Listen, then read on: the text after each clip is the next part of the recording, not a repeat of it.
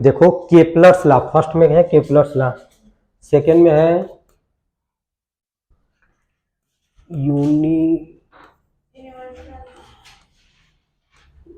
Law of gravitation,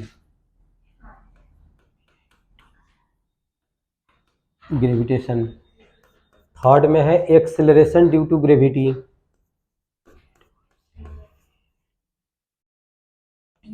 acceleration due to gravity, acceleration due to gravity, इसी को कर दो ना, उसको बंद कर दो, नीचे से बंद करो ना। चलो मैं टेम्परेचर लो कर दूं। अच्छा तुम लोगों का तबीयत, मेरा तबीयत तो खराब है, अब तो कुछ ठीक हो गया हूँ। जैसे कल इसीलिए क्लास नहीं रखा था, मैं क्लास कल तो 12 में क्लास रखा था, लेकिन मैं पढ़ा नहीं पा रहा था, ठीक है, बार बार खांसी वगैरह मुझे रहा, तो मैं ठीक हूँ, तो इसलिए अगले संडे को पक्का तुम लोग का क्या एकदम रखूँगा इस संडे, क्या हाँ चलो ठीक है। एक्सेलरेशन ड्यू टू ग्रेविटी, इसके बाद में कौन सा टॉपिक है, पहले कॉपी पे लिखो और सबको मैं एक्सप्लेन करूंगा। अभी एक मिनट रुक जाओ। Universal of gravitation,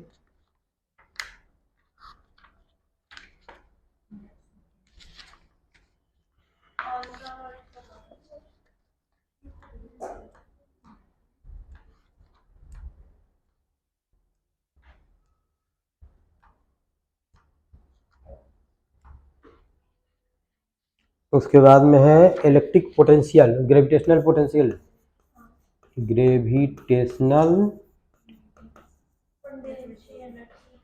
potential energy,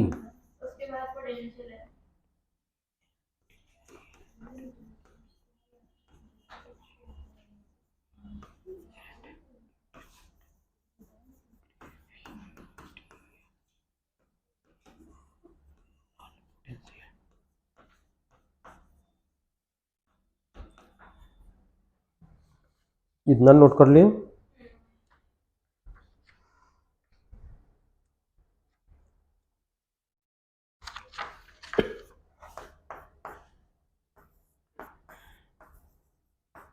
escape velocity,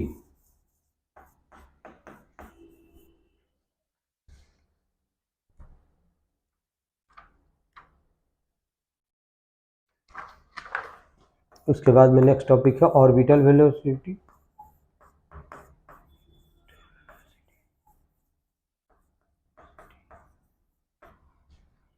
time period, इसी में आता है time period,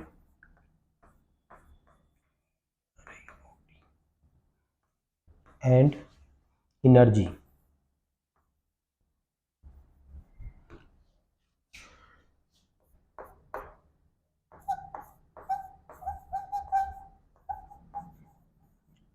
polar and Jio stationery, यार भाई सैटेलाइट।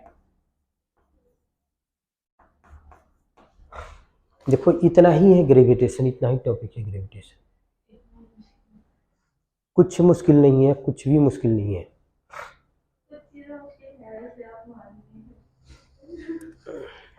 देखो फिजिक्स, फिजिक्स तो थोड़ा मुश्किल है, ये है तीनों सब्जेक्ट में फिजिक्स मुश्किल है, और मुश्किल है। अब तुम चाहोगे कि नहीं ये प्लस बी का होल स्क्वायर आए, तो अब तो तुम लोग कॉलेज में जाओगे, ए प्लस बी का होल स्क्वायर वहाँ पे कैसे पढ़ाया जाएगा।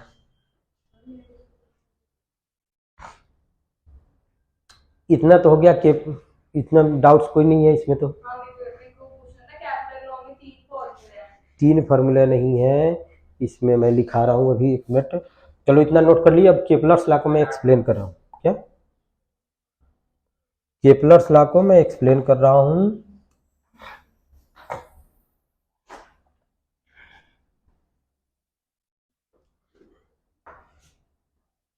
इसमें हमने 3 लॉ लगाया था। फर्स्ट बताया था कि जितने भी प्लैनेट है वो सभी क्या होता है, इलिप्टिकल पाथ में मूव करता है, और सन कहाँ पे होता है, सन उसके एक फोकस पे होता है। और planets move in a elliptical path where sun is situated one of the foci of the ellipse. जितने भी प्लैनेट हैं सन के चारों तरफ इलिप्टिकल पाथ में मूव करता है, और सन कहाँ पे होता है, तो इलिप्स में क्या होता है, दो फोकस होता है, तो दोनों में से किसी एक फोकस पे क्या होता है, सन होता है। जैसे मैं इलिप्स भी बताया था, ये होता है तुम्हारा इलिप्स, और इसको बोलते हैं मेजर एक्सिस, इसको बोलते हैं माइनर एक्सिस, और इसमें दो फोकस होता है, एक यहाँ पे।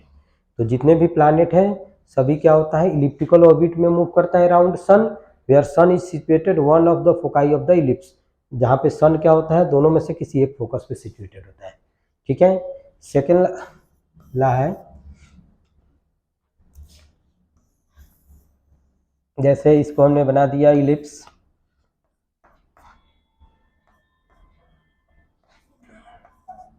सन हो गया, देख रही हो सन है। ठीक है, जैसे यहाँ पे प्लैनेट है तो मान लो कि t इक्वल टू 0 पे यहाँ पे है, तो इसको हमने ज्वाइन कर दिया प्लैनेट। डेल्टा टी पे मान लो कि यहाँ पे चला गया, तो कितना एरिया स्वीप किया, इतना एरिया स्वीप किया। ठीक है, सेम प्लैनेट मान लो कि किसी टाइम पे यहाँ पे आ जाता है, उस टाइम को हमने मान लिया t1 ले लिया, तो इसको रेडियस वेक्टर, फिर यहाँ पे आ गया t equal to t1 plus delta T, तो इसको रेडियस ए एरिया, और एरिया क्या होगा, इक्वल होगा। हमने बताया था the line that join planet to the sun sweeps equal areas in equal interval of time. The planet, इस प्लैनेट को हमने इससे the radius vector that join planet to the sun, इस रेडियस वेक्टर हुआ जो प्लैनेट को सन से join किया, स्वीप्स इक्वल एरियाज, स्वीप का मतलब क्या हुआ कि ऐसे, sweeps equal areas in equal interval of time, यानी कि t इक्वल टू 0 पे यहाँ पे है, यहाँ पे आ गया कि कितना टाइम लगा यहाँ से आ जाने में, और कितना एरिया स्वीप किया, इतना एरिया स्वीप किया। Same planet t equal to t पे यहाँ पे आ गया, del t plus delta t पे यहाँ पे आया, तो यहाँ से आने में जाने कितना टाइम लगा, ठीक से देखो, t है और यहाँ पे t प्लस डेल्टा टी, तो ए एरिया कितना हुआ, इतना स्वीप किया। क्या दोबारा बताओ, क्या, अच्छा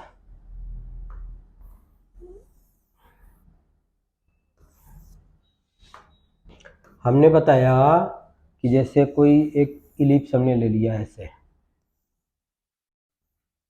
सन तुम्हारा कहाँ पे है, यहाँ पे है, मान लो कि कोई प्लैनेट यहाँ पे है t इक्वल टू 0 पे, तो एक हमने रेडियस वेक्टर ऐसे ज्वाइन किया planet to the sun, t equal to मान लो कि यहाँ पे आ जाता है t equal to delta t पे, फिर रेडियस वेक्टर ज्वाइन करेंगे सन टू द प्लैनेट, इतना होगा, तो कितना एरिया स्वीप किया, इतना एरिया स्वीप किया।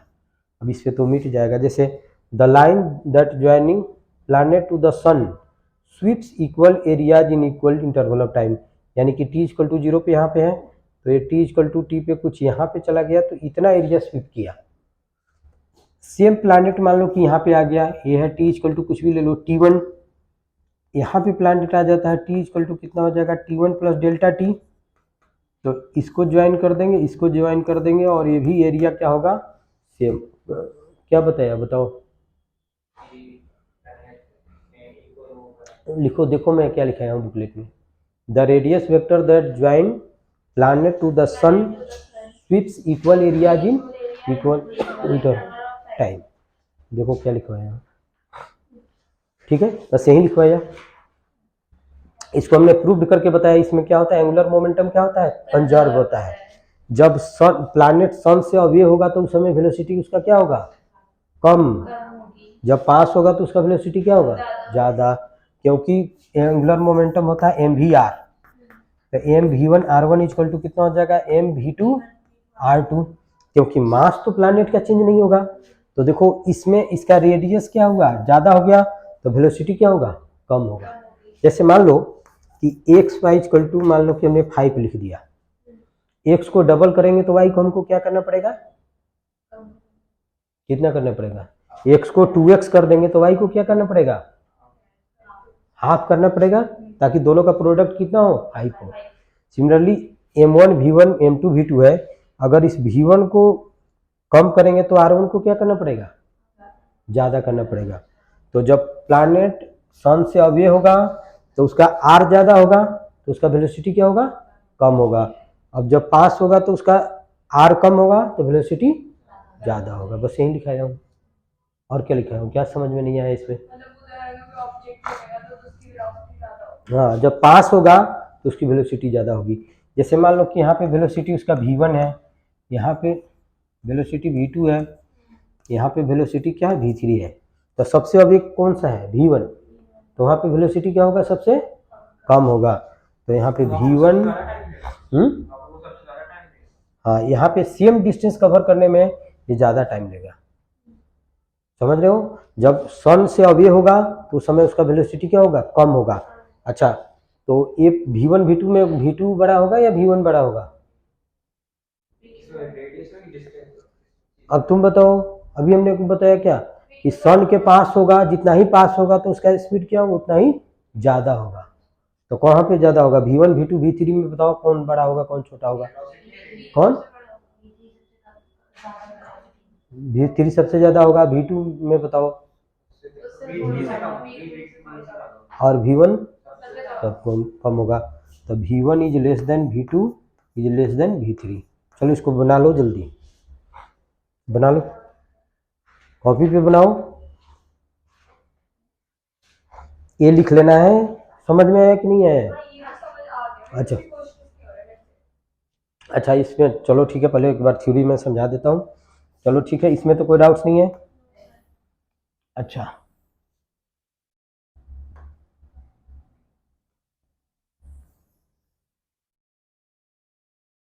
थर्ड हमने क्या लिखाया था, सी पार्ट हमने लिखाया था कि radius sorry square of time period is proportional to cube of semi major axis.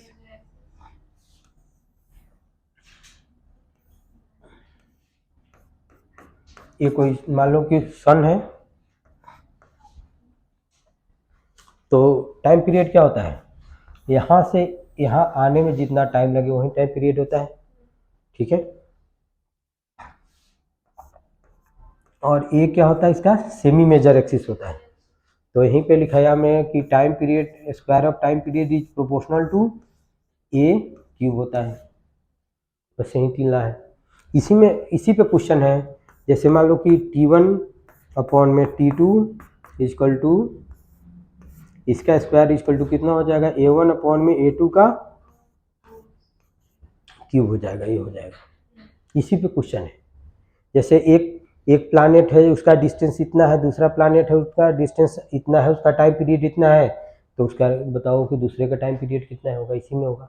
जैसे सन का मान लो कि रेडियस इतना है, जुपिटर का इतना है, सन का अर्थ का टाइम पीरियड तो हमको नोन है।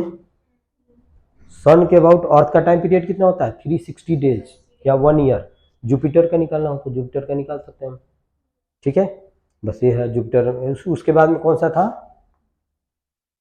बताओ, उसके बाद में कौन सा टॉपिक लिखाया था हमने, ये क्या कहता है बताओ, इसमें क्या कहता है, every mass in the universe attracts the other मास।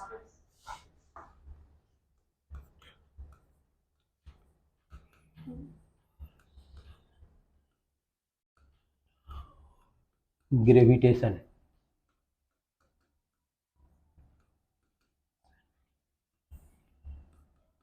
देखो इसमें हमने बताया था कि force between two masses, point masses,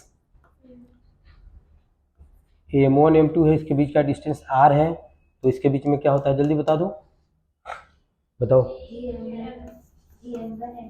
m1 m2 r square कुछ भी नहीं है। उसके बाद में हमने सेल थ्योरम लिखाया था, यानी कि एक तुम्हारा क्या हो, एक होलो स्फीयर हो, पॉइंट मास हो, पॉइंट मास हो, और पॉइंट मास क्या हो, आउटसाइड द सेल हो, और सेल के सेंटर और पॉइंट मास के बीच का डिस्टेंस r हो, तो इसके बीच में फोर्स कितना लगता है, इसका मास सेल मास मान लो कि कैपिटल एम हो तो कितना लगेगा, G capital M small M upon में आर स्क्वायर। अब तो ऐसी, अब तो तुम लोग को गर्मी लग रहा है, तो मैं इसका टेम्परेचर बढ़ाऊं?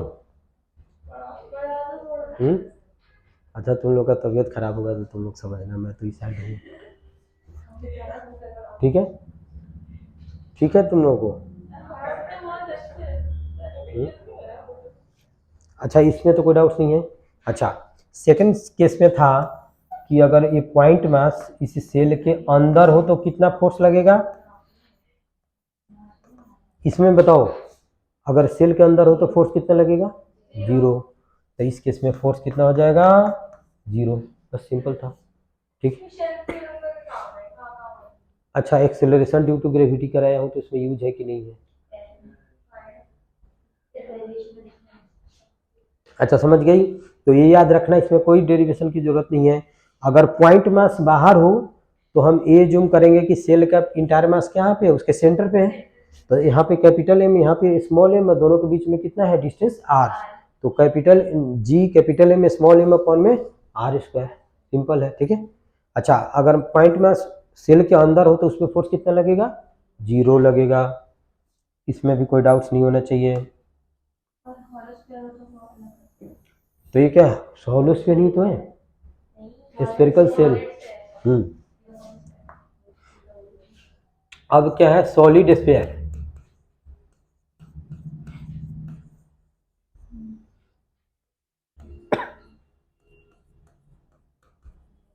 पॉइंट मास,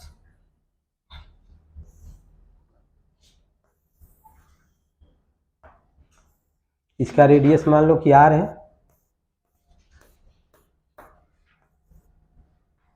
और ये पॉइंट मास यहाँ पे है, और इसके सेंटर से इस पॉइंट मास के बीच का डिस्टेंस कितना है, स्मॉल आर है। तो इसमें हम ये जूम करेंगे कि इंटायर मास कहाँ पे है, यहाँ पे है। तो इसके लिए सेम फार्मूला है, एफ इक्वल टू कितना हो जाएगा, G capital M small M upon में आर स्क्वायर। हॉलो स्फीयर हो या सॉलिड स्फीयर हो, अगर मास आउटसाइड है तो फार्मूला सेम है। हम ये जूम करेंगे, आउटसाइड हो तो ये जूम करेंगे कि पूरे हॉलो स्फीयर या सॉलिड स्फीयर का मास क्या है, उसके सेंटर पे है, और फार्मूला लगा देंगे इतना, ठीक है। अगर मान लो कि अब पॉइंट मास मान लो कि यहाँ पे आ गया, यहाँ पे आ गया, और ये डिस्टेंस मान लो कि स्मॉल आर है, ठीक है।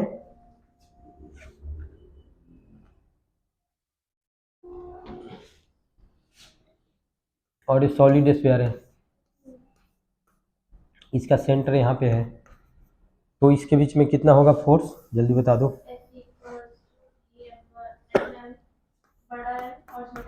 जी capital M small M capital R cube small R. अब ये फॉर्मूला कैसे आया, इसी में थोड़ा समझना है, बताओ कैसे है।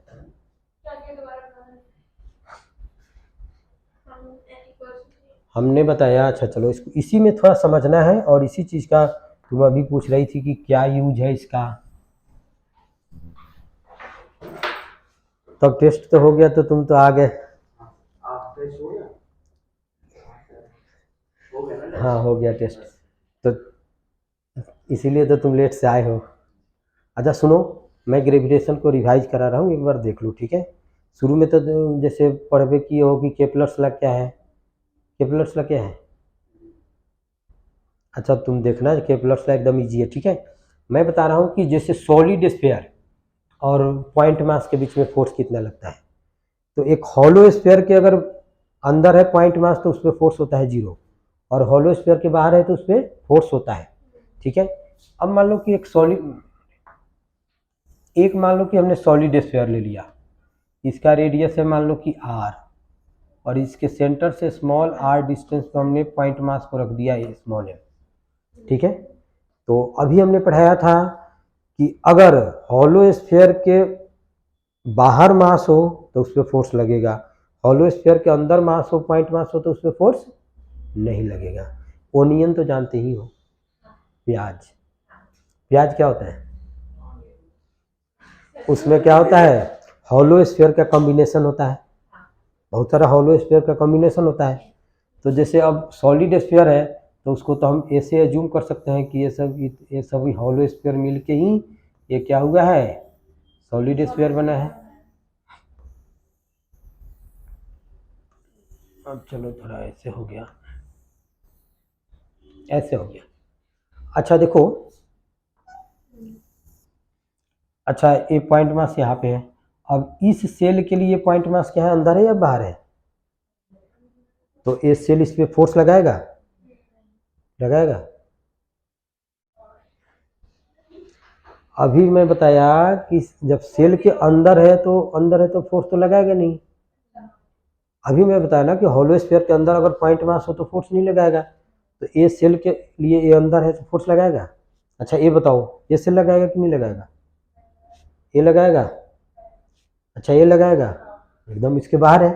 तो इस केस में ये इतना ही, ये जितना हमने शेड किया इतना ही मास इस पे फोर्स लगाएगा। और उसको हमने निकाला था F equal to G capital M क्या है, mass of solid sphere, small M upon में R cube into small R. बस फॉर्मूला ही याद रखना है, इसकी डेरिवेशन की कोई जरूरी नहीं है। इसमें मैं यूज किया हूँ जो तुम पूछ रही थी कि ये यूज इनसाइड है क्या? हाँ तो उसके लिए आउटसाइड हो गया और इस सब के लिए इनसाइड हो गया। ये है इसके सेंटर से इस पॉइंट मास का डिस्टेंस, इस radius of capital solid sphere लिख लो। ये क्या है, रेडियस ऑफ सॉलिड स्फीयर।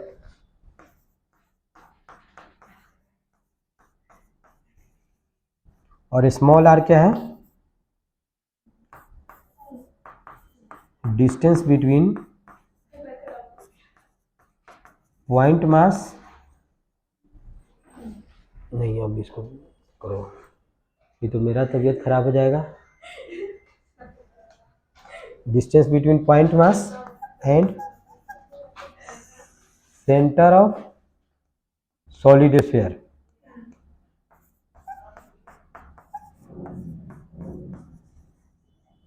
बस इतना ही है,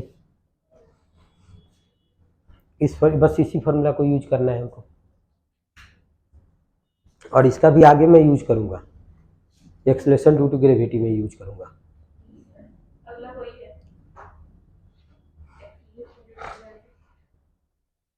चलो इसको नोट कर, तो चलो नोट करो अभी। अब इसमें कुछ समझ में आ रहा है कि नहीं आ रहा है कि क्या चीज है?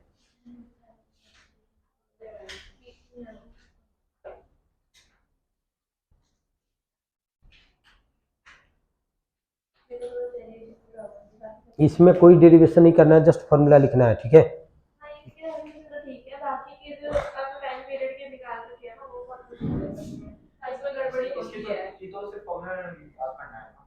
हाँ इसकी ओनली फॉर्मूला। चलो हो गया, जल्दी करो।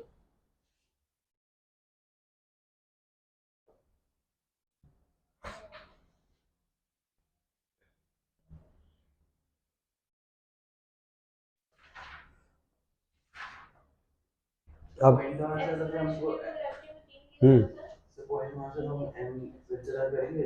एकदम करेंगे। एम क्या है,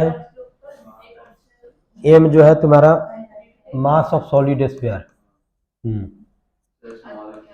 small mass of point mass, एकदम कंसिडरेबल है। तुम एक बार देखे हो रिकॉर्डिंग, देखे हो पहले का, तो उसमें देखे नहीं होगी कैसे मैं निकाला हूँ। तो अब उसमें जैसे इसका मास मैंने निकाला उसके बाद में पुट किया तो ऐसे आता है मास ऑफ सॉलिड स्फीयर।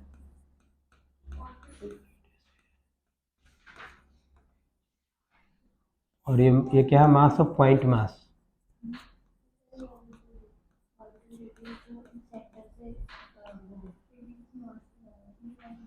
चलो पूछो, तुम हमसे पूछो क्या।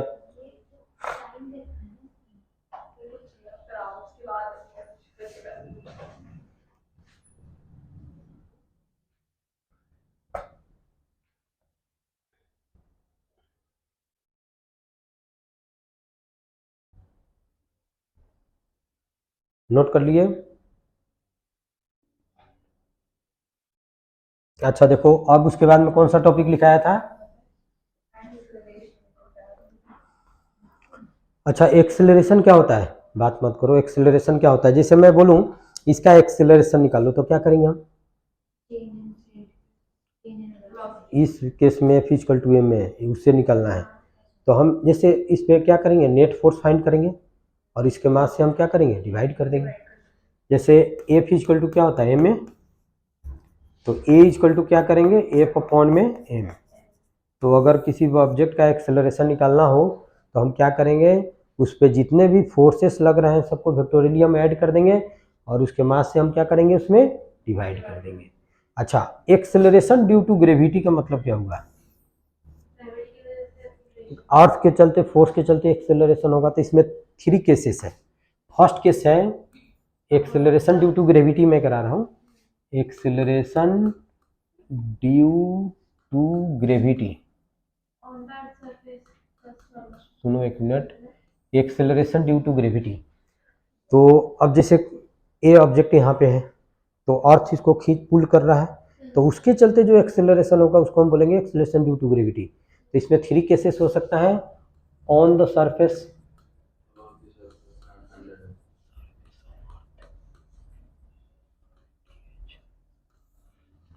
अब जैसे मान लो कि ये अर्थ है, तो अर्थ क्या है, सॉलिड स्फीयर है या होलो स्फीयर है? सॉलिड स्फीयर है। तो सॉलिड, ये ऑब्जेक्ट क्या है, सॉलिड स्फीयर के बाहर है या अंदर है? पॉइंट मास,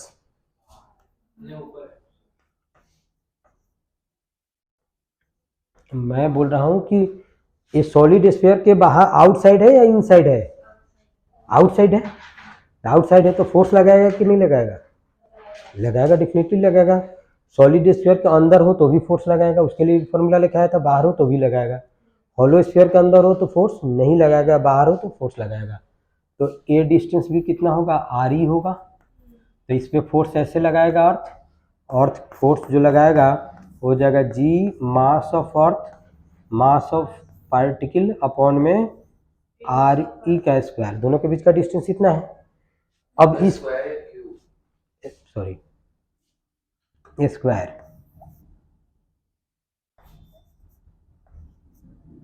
आर ई का स्क्वायर, ठीक है। अब हमको क्या निकालना है, इसका एक्सेलरेशन, इसके मास से डिवाइड कर देंगे। तो जी नॉट लेते हैं, एफ अपॉन में एम कर देंगे, स्मॉल एम।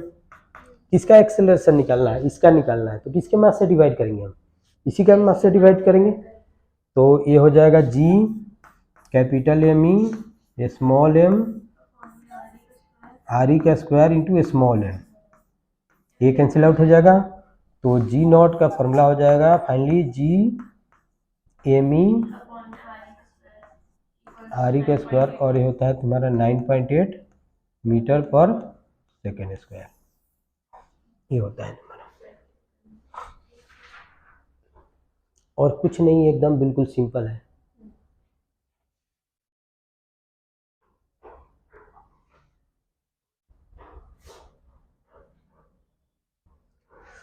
पहले मैं चाहता हूँ कि सिलेबस कंप्लीट हो जाए, सिलेबस कंप्लीट हो जाए तो उसके बाद में रिवीजन क्लास में सबको जल्दी जल्दी रिवाइज कराऊंगा मैं। अच्छा, पेपर में क्या क्या आ रहा है? ग्रेविटेशन, तुम्हारा फ्लूइड। अच्छा चलो, पहले मैं, तो तुम लोग ऐसा, स्कूल अभी हो रहा है, स्कूल जा रहे हो या नहीं जा रहे हो? हाँ, अभी तो तुम लोग को तो स्कूल जाना है, 12th के बच्चे अभी स्कूल नहीं जाते। तो तुम लोग को संडे को ही, संडे बुला के एक्स्ट्रा क्लास रखते हैं। हाँ, 12 बजे के बाद, 12 बजे के बाद ही रखूँगा, क्योंकि उससे पहले मैं रखता हूँ 12th का। आज ही मैं डाल दूंगा कि 12:30 से अगले संडे को क्लास होगा। इस संडे को भी रखता, लेकिन मेरा तबीयत ठीक नहीं था। चलो ठीक है, हो गया। अब सेकंड कंडीशन है,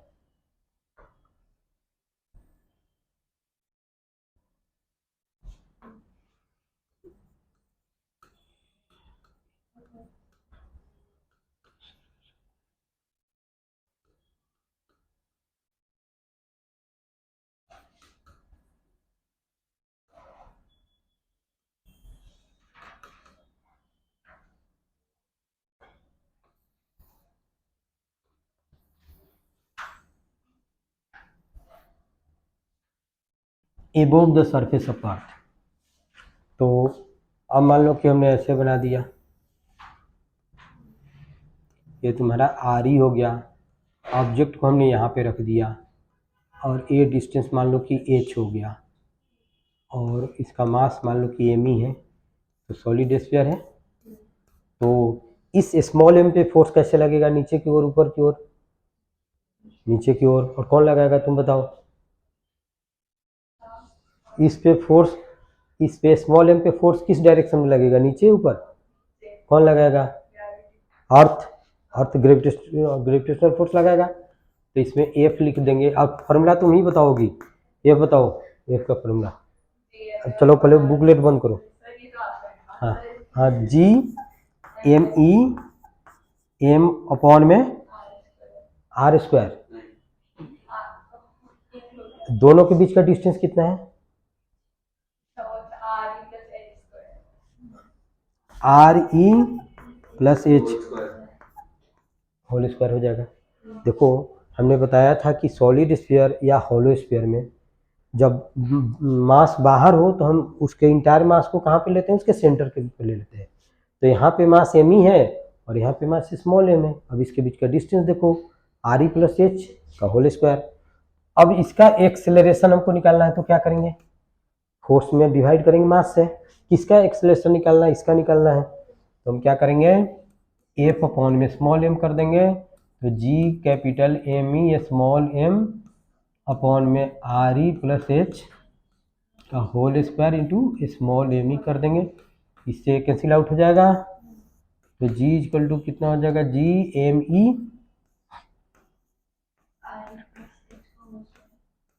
का होल स्क्वायर। ये कैलकुलेशन काफ़ी टफ है, ये कैलकुलेशन काफ़ी टफ होगा क्योंकि जी वैसे ही वैल्यू है, एम ई वैसे ही वैल्यू है। तो क्या करते हैं हम, इसको चेंज करते हैं, भी वैल्यू ठीक है, इसको भी हम कर देते हैं जी एम ई अपॉन में आर ई। यहाँ से अगर कॉमन ले लूँ, इतना तो लिख सकते हैं। अगर इसको क्या स्क्वायर अभी करेंगे, देखो अगर इसको हम फिर से खोल दिए तो ये कितना हो जाएगा? आर ई हो जाएगा, आर ई कैंसिल आउट हो जाएगा, तो आर ई प्लस एच हो जाएगा। अच्छा, अब इसको हम क्या करेंगे? जी एम ई, इसको हम कर देंगे आर ई का स्क्वायर 1 प्लस एच अपॉन में आर ई का स्क्वायर। इसमें भी कोई डाउट्स नहीं होने चाहिए। अच्छा देखो, अब इसको हम कितना लिख सकते हैं? इसके बदले लिख सकते हैं ना जी नॉट। तो इसको अब हम लिख देते हैं क्या? जी नॉट 1 प्लस एच अपॉन में आर ई का होल स्क्वायर। अब पूछो क्या दिक्कत है इसमें, बताओ। कोई दिक्कत है पूछो। कुछ नहीं है, एकदम सिंपल है। तो इसको हम लिख देंगे जी नॉट, जी होता है ना सर? क्या? जी हाँ वही जी नॉट 9.8, और इसमें लिख दो 1 प्लस एच अपॉन में आर ई का होल स्क्वायर। एक फॉर्मूला ये याद रखना है, ठीक है? नोट कर रहे हो गया? अब तीसरा कंडीशन क्या है? Below the surface of earth.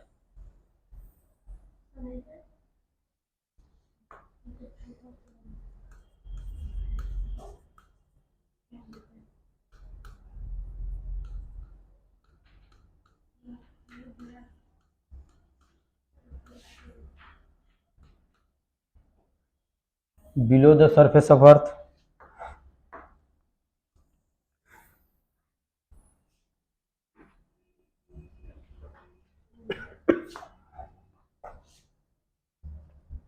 अब जैसे मान लो कि हमने एक अर्थ सरफेस ऐसे बना दिया, अर्थ ऐसे बना दिया, और इस मास को यहाँ पे रख दिया, और ए क्या है? एच डेप्थ है, और इसका मास यहाँ पे है एम ई, और ए हमने ले लिया स्मॉल आर, और इसका रेडियस कितना है?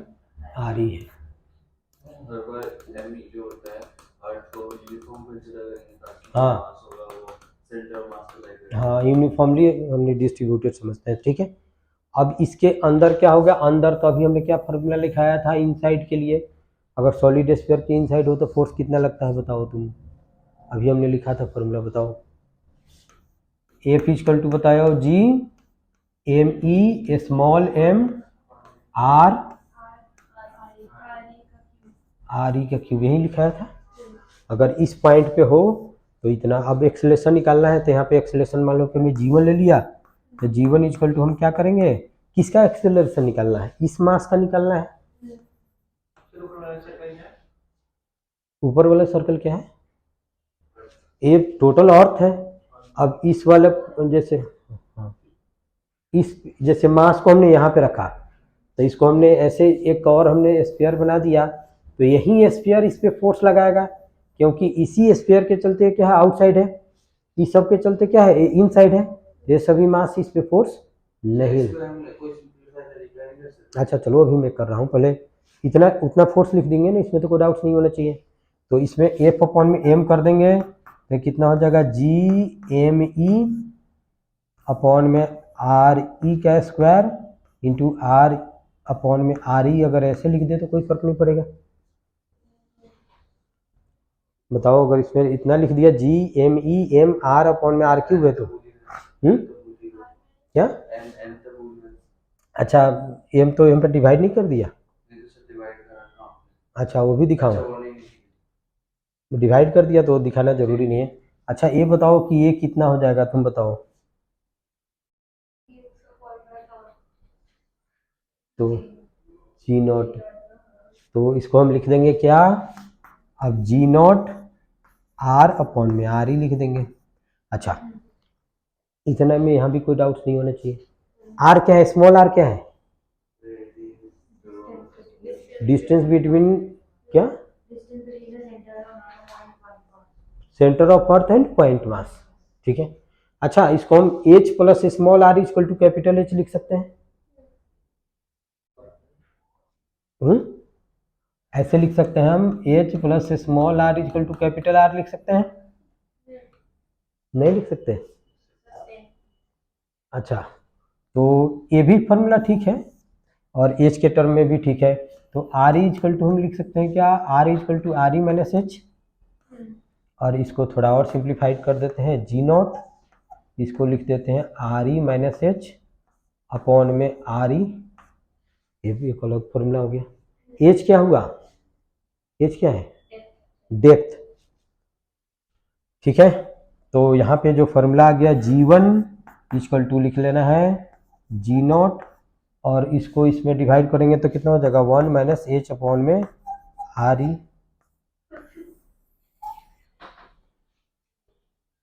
ये सब बताओ इसमें क्या दिक्कत है बस। तुम उस दिन नहीं आए थे, नहीं आए थे, कुछ नहीं कहा, थोड़ा तुम लोग ध्यान से देखो कि क्या मैं करा रहा हूँ। देखो फोर्स का फॉर्मूला यहाँ पे हमने क्या बताया, एफ इक्वल टू होता है G M E small M upon में आर ई का क्यूब इंटू स्मॉल आर, यही हमने फॉर्मूला लिखाया था। अब हमको एक्सेलरेशन ड्यू टू ग्रेविटी निकालना है, जी1 मान लो, तो ये कितना हो जाएगा, एफ अपॉन में एम। अब इस एम को हम क्या करेंगे, कट कर देंगे, तो ये हो जाएगा जी एम ई अपॉन में आर ई का स्क्वायर कर दो इंटू आर अपॉन में आर ई कर देंगे तो कोई फर्क नहीं पड़ेगा। इसी को इसमें एम से डिवाइड कर दिया तो एम को कट कर दिया, और जी एम अपॉन में आर स्क्वायर, और ये आर यहाँ पे कर दिया। अब ये कितना हो जाएगा जल्दी बताओ, तो ये हो जाएगा, इसको हम लिख सकते हैं जी नॉट आर अपॉन में आर ई, ठीक है। लेकिन मोस्ट ऑफ केस में जो गिवन होता है वो गिवन होता है कि जैसे 10 kilometre below the surface of earth depth given होता है, तो डेप्थ गिवन होता है तो इस केस में, अच्छा देखो मैं आर ई, ए डिस्टेंस कितना है, आर है, और ए डिस्टेंस कितना है, एच है, तो दिस प्लस दिस करेंगे तो कितना हो जाएगा, टोटल आ जाएगा, तो आर ई नहीं हो जाएगा। हाँ एच गिवन होता है, तो इसको और इसको ऐड करेंगे तो आर ई हो जाएगा, इसमें तो क्या दिक्कत लग रहा है। तो इसमें हम लिख सकते हैं आर ई इक्वल टू कितना हो जाएगा, small R plus H given हो जाएगा, तो small R E minus H equal to कितना हो जाएगा, आर हो जाएगा। अब इसकी वैल्यू पुट कर दो इसमें, यहाँ पे पुट कर दो, ये कितना हो जाएगा जी नॉट, और आर के जगह पे आर ई माइनस एच, और ए आर ई तो पहले से था, यही कर दो, इतना ही याद रखो, या इसको इसमें डिवाइड करेंगे तो 1 माइनस एच अपॉन में आर ई, ये फॉर्मूला हो गया। अब इसके बाद मैं दोबारा रिवाइज नहीं कराऊंगा, जो डाउट्स एकदम यहीं पे पूछो, समझ में आ रहा है कि कैसे किया गया, बस यहीं पे पूछो। इसके बाद में कौन सा टॉपिक है, जल्दी नोट करो।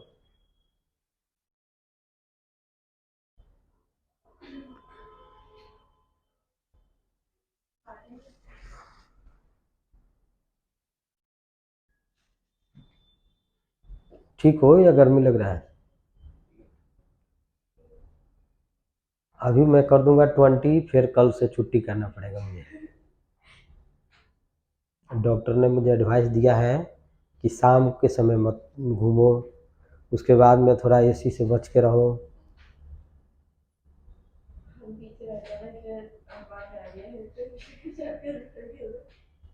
ठीक है, जल्दी नोट करो। अच्छा, ग्रेविटेशनल पोटेंशियल एनर्जी क्या है बताओ, स्कूल में तो पढ़ेंगे, बताओ, तुम लोग भी बताओ। आपने पढ़ाया था? एकदम पढ़ाया था। चलो नोट कर लिए।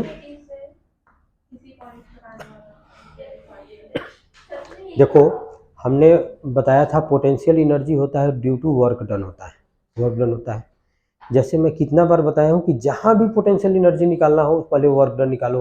पोटेंशियल एनर्जी जो भी होता है वो ड्यू टू वर्क डन होता है, ठीक है। जैसे मान लो कि ये यहाँ पे रखा हुआ है, एच हाइट पे, तो इसका पोटेंशियल एनर्जी कितना है, mgh होगा। अगर एक पहले ग्राउंड पे रखा हुआ है तो ग्राउंड पे कितना हो जाएगा इसका एनर्जी, 0 हो जाएगा। 0 से मान लो कि ग्राउंड से तुम इस फ्लोर पे लेकर आ गए, इस बुक को लाए एच हाइट पे, तो पहले कितना था इसका एनर्जी, 0 था, यहाँ पे एच हाइट पे लाए तो mgh हो गया। तो कंजर्वेशन ऑफ एनर्जी का वायलेशन नहीं है, एनर्जी ना इधर क्रिएटेड नॉट डिस्ट्रॉय, अभी था ये 0, अभी mgh हो गया। कैसे काइनेटिक एनर्जी में कैसे कहाँ, अर्थ सरफेस पे रखा हुआ था तो वहाँ भी अर्थ सरफेस पे तो रखा हुआ था, वो कहाँ मूविंग था कि अर्थ सरफेस पे मूविंग था, बताओ तुम लोग, कितना बार मैं क्लास में बताया हूँ, बताओ। हाँ बताओ। अच्छा, ये मैं कितना बार बताया हूँ कि नहीं बताया हूँ कि ब्रिक्स का एग्जांपल दिया हूँ कि एक लेबर ब्रिक्स ऊपर रखता है, वो थक जाता है, क्यों थक जाता है, तो देखो सुनो, इसका एग्जाम यही रीजन है कि ये अपने आप तो आएगा नहीं, इसको मुझे लाना पड़ेगा। तो जब मैं इस पे लाऊंगा तो फोर्स किस डायरेक्शन में लगाऊंगा, इसमें नीचे की ओर या ऊपर की ओर, तो ग्रेविटेशनल फोर्स कैसे लगेगा, नीचे की ओर, तो हमको ग्रेविटेशनल फोर्स के अगेंस्ट वर्क करना पड़ेगा। तो अगर मैं इस बुक को ग्राउंड फ्लोर से यहाँ लाने में हमने मान लो कि 100 जूल वर्क किया, तो 100 जूल मेरा एनर्जी लॉस होगा, और 100 जूल जो पोटेंशियल एनर्जी इसमें स्टोर हो जाएगा। जैसे मैं एक बताया था कि देखो कंस्ट्रक्शन का काम होता है तो देखते हो ब्रिक्स को लेबर अपने सर पे रख के और ले जाता है 3rd फ्लोर 4th फ्लोर या जो भी फ्लोर पे है ले जाता है, वो कंटिन्यूसली दिन भर काम कर सकता है ऐसा, क्यों नहीं कर सकता, और उसका वो थक जाता है, और थक जाता है तो उसका एनर्जी लॉस हो जाता है, और तो एनर्जी कहाँ जाता है, ब्रिक्स में जब पोटेंशियल एनर्जी स्टोर हो जाता है। जब ब्रिक्स को छोड़ो, नीचे जब आता है तो हीट करेगा, कितना स्पीड से हीट करेगा, तो उस समय उसका total kinetic total potential energy कहाँ हो जाता है, काइनेटिक एनर्जी में कन्वर्ट हो जाता है, ठीक है। तो जो भी होता है पोटेंशियल एनर्जी, तुम यहाँ से लेके कॉलेज कहीं तक पढ़ो, वो होता है ड्यू टू वर्क डन, ठीक है। पोटेंशियल एनर्जी जो भी होता है वो होता है ड्यू टू वर्क डन, ठीक है। तो अब है तुम्हारा ग्रेविटेशनल पोटेंशियल एनर्जी।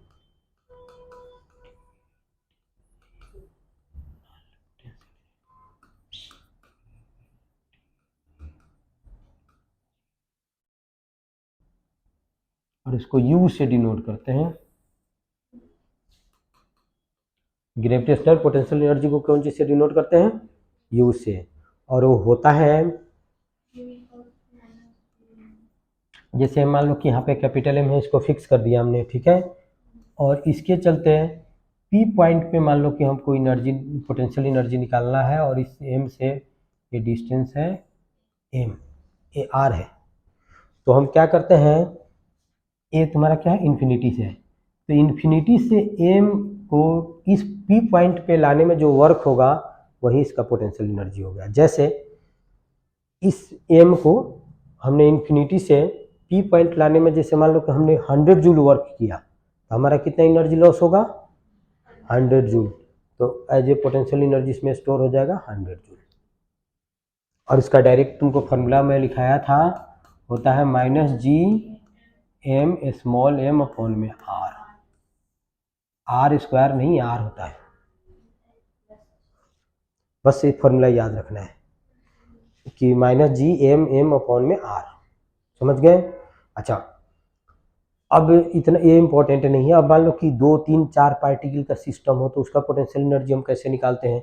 जैसे मान लो कि ये तो दो, अब तुमको बस यही याद रखना है, यहाँ पे मास m1 है, यहाँ पे मास m2 है, और दोनों के बीच का डिस्टेंस r है, तो इसका पोटेंशियल एनर्जी हो जाएगा माइनस जी m1 m2 अपॉन में r।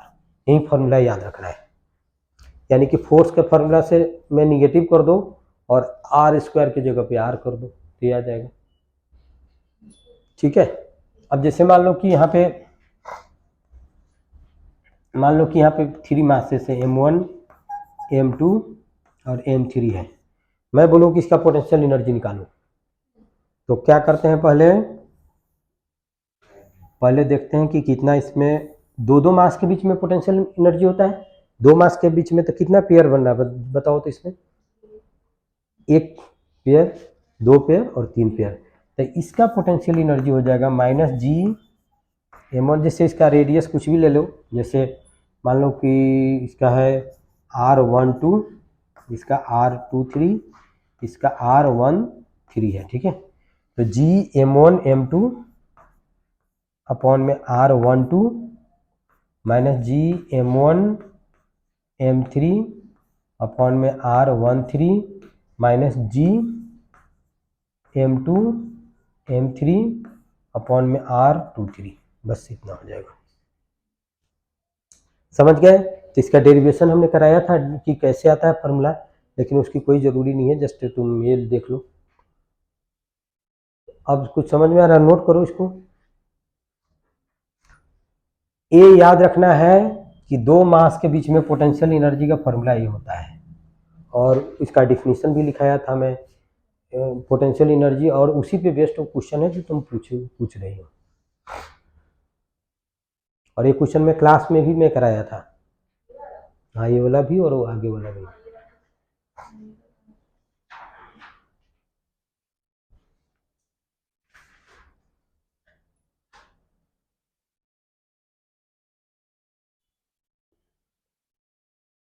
अगर 4 पार्टिकल सिस्टम हो तो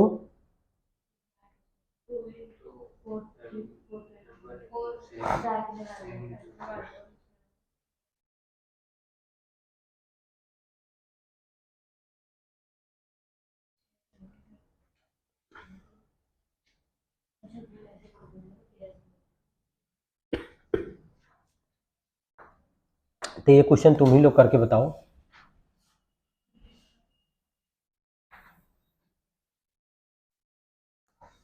एक दिया हुआ है, बुकलेट में भी है, एनसीईआरटी में भी है, एक स्क्वायर है, सभी उसके वर्टिसेस पे मास सेम है m, तो इसका पोटेंशियल एनर्जी निकालना है। पोटेंशियल एनर्जी निकाल के बताओ। और इसका साइड l है। हाँ तो ठीक है, करके बता दो। और बुकलेट मत खोलो, तुम लोग करके बताओ, करके बताओ इस क्वेश्चन को।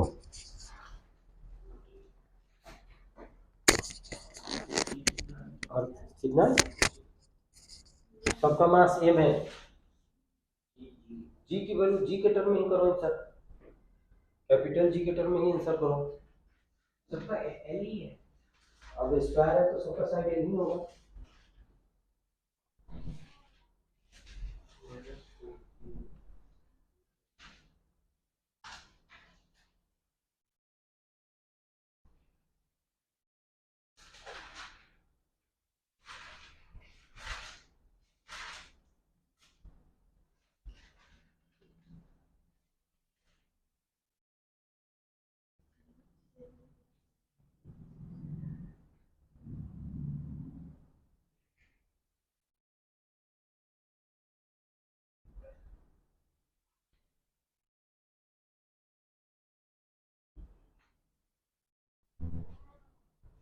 जीरो होगा,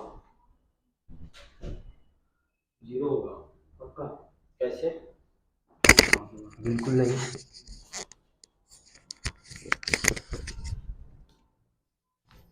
अच्छा ठीक।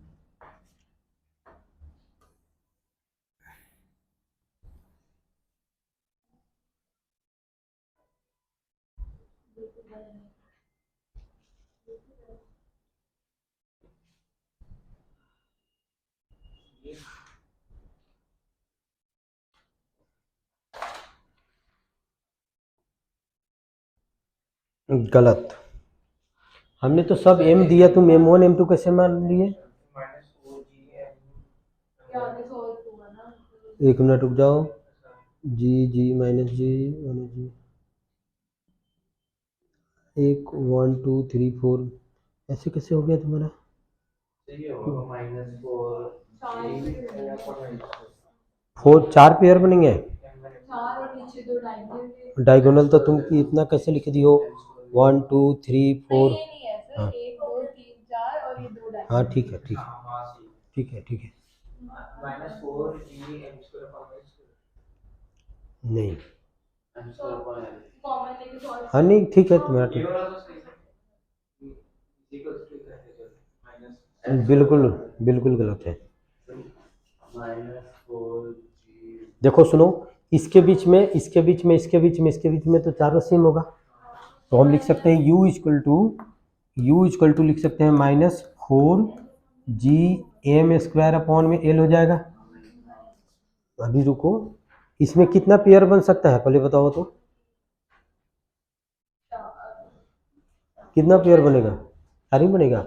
फिर इसके बीच में और इसके बीच में, तो इसके बीच में हो जाएगा g m इंटू m², और ये कितना हो जाएगा √2l। और सिमिलरली इतना ही एक और हो जाएगा g m² में √2l। तो ये कहाँ हमने अभी l² लिखाया था पोटेंशियल एनर्जी के फॉर्मूला में? देखो तो क्या लिखाया था? तार तो तुम l² कैसे कर दिए? ठीक है, तो ये हो जाएगा आंसर, फाइनल आंसर हो जाएगा 4g m² में l माइनस ये कितना हो जाएगा √2। देखो 2 √2 हो जाएगा, g m² में l हो जाएगा। इतना हो जाएगा फाइनल आंसर। ठीक है,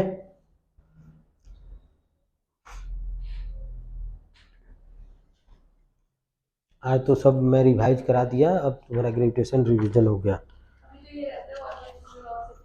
अच्छा चलो, अभी मैं करा रहा हूँ, अभी टाइम नहीं हुआ है। एग्जैक्ट मैं तुम लोगों को छोड़ूंगा कितने बजे? 5 बजे। अच्छा चलो, सीट नहीं मिलेगी तो अच्छा नहीं नहीं नहीं भी चलो। उसके बाद में है एक्स ग्रेविटेशनल पोटेंशियल। चलो ये हो गया।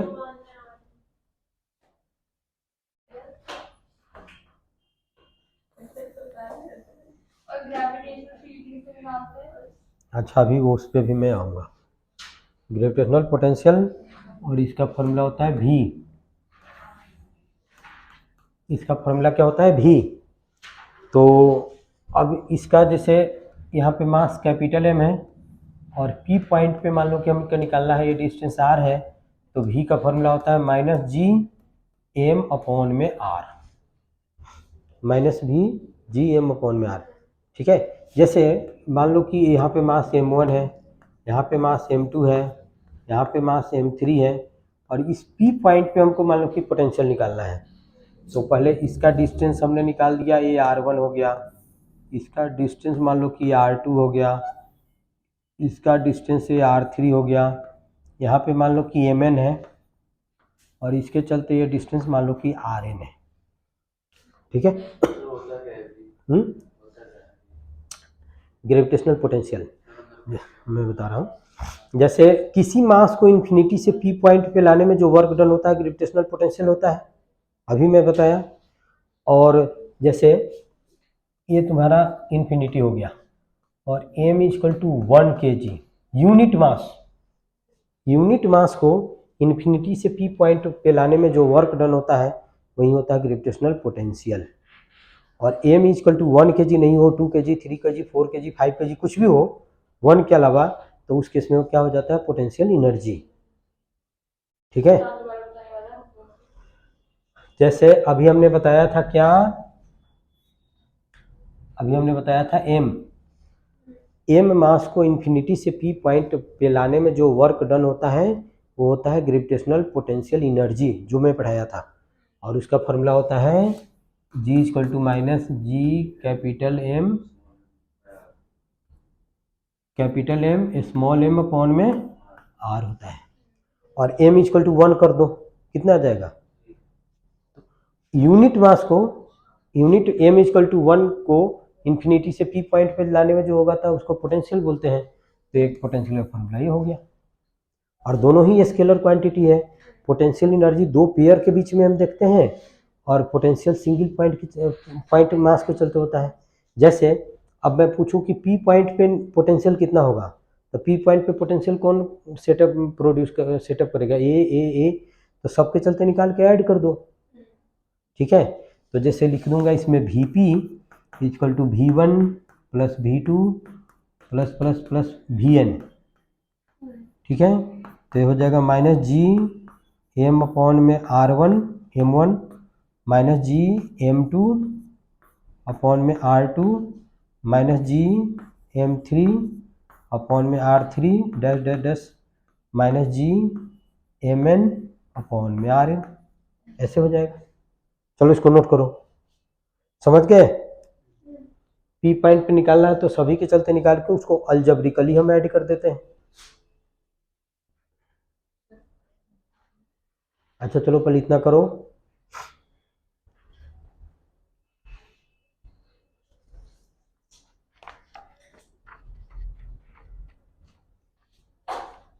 एक क्लास का टाइम पूरा चला गया। अच्छा चलो ठीक है, इसमें तो कोई डाउट नहीं है, नोट कर लिए। अब एक करके बता दो, अभी जो क्वेश्चन में लिखाया था पोटेंशियल भी फाइंड करना है। ठीक है, इसके सेंटर पे पोटेंशियल फाइंड करना है। जैसे मान लो कि यहाँ पे एम है, एम, अब इसके सेंटर पे हमको क्या फाइंड करना है, पोटेंशियल। एल है तो डिस्टेंस कितना हो जाएगा, एल है, स्क्वायर है तो सभी साइड एल होगा, तो डायगोनल कितना हो जाएगा, √2l। तो सेंटर और वर्टिसेस के बीच का डिस्टेंस कितना हो जाएगा, अब सेंटर और वर्टिसेस के बीच में एंगल कितना हो जाएगा, तो 1/√2l। अब देखो जैसे अब ऐसा है कि अब इस पॉइंट पे हमको पोटेंशियल निकालना है, तो यहाँ पे पोटेंशियल कितना मास सेटअप करेगा, 4। तो एक के चलते निकाल के 4 से मल्टीप्लाई कर दो, क्योंकि सब तो सेम करेगा। ये डिस्टेंस मान लो कि r है तो ये भी r होगा, ये भी r होगा, ये भी r होगा, और r इक्वल टू कितना हो जाएगा इसका, यानी कि डायगोनल का हाफ, ये कितना हो जाएगा, √2l हो जाएगा अपॉन में 2, तो ये कितना हो जाएगा, l/√2। ठीक है, अच्छा अब VC निकालना है तो क्या कर देंगे, 4 टाइम्स माइनस जी स्मॉल m अपॉन में r लिख सकते हैं। ए के चलते निकाल के और 4 से मल्टीप्लाई कर दो, क्योंकि सभी मास तो सेम है, तो -4gm और ये कितना हो जाएगा, l/√2 हो जाएगा। सिंपल हो जाएगा।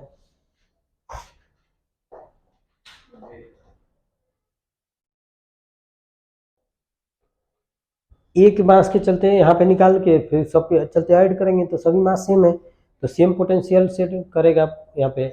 तो एग्जाम्पल में है और इस क्वेश्चन को मैं कराया भी था।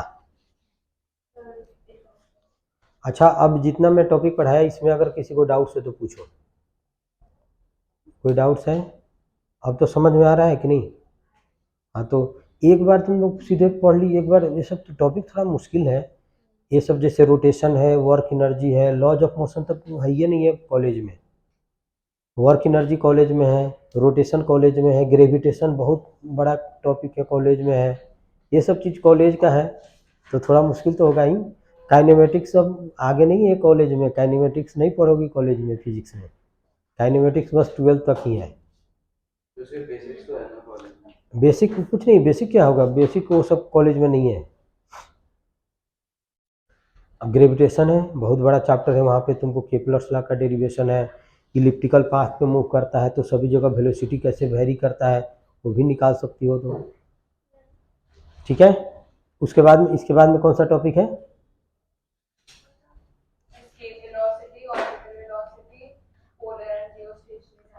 तो चलो करा देता हूँ, करा देता हूँ। 2 मिनट बचे हैं। है 2 मिनट बचे हैं। इसके वेलोसिटी क्या होता है बता दो। इसको इतना स्पीड से मैं थ्रो करूं कि फिर ये अर्थ सरफेस पे ना आ जाए, वही इसके वेलोसिटी है। यानी कि जैसे जैसे ऊपर जाएंगे जी की वैल्यू क्या होगा, अभी क्या लिखा है, कम होता जाएगा। तो एक ऐसा पॉइंट होगा जहाँ पे जी की वैल्यू कितना हो जाएगा, 0 हो जाएगा। अगर उस पॉइंट तक इसको भेज दे या उससे एबोव भेज दे तो अब क्या बाहर चल जाएगी, तो उसी को एस्केप वेलोसिटी बोलते हैं। ठीक है, तो क्या, अच्छा चलो ठीक, तो उसी को हम क्या बोलते हैं, एस्केप वेलोसिटी बोलते हैं।